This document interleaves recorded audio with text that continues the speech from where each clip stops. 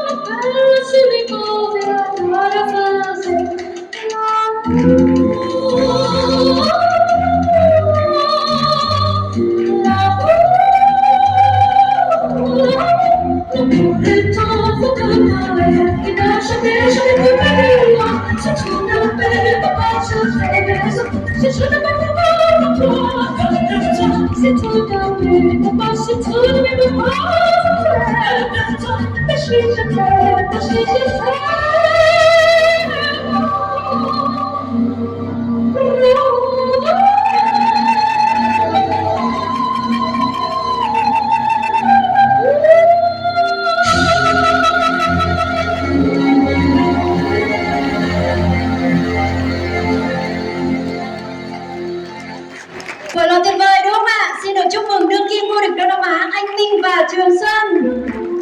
Kiện tướng quốc gia 5 điểm standard, vô địch Đông Nam Á 5 điểm standard. Quý vị khách mời ơi, xin hãy chuẩn bị tinh thần để bổ sung năng lượng với số điều.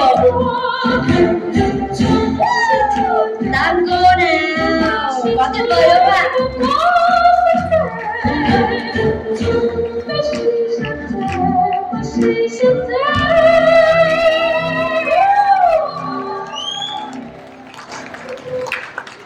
Và bây giờ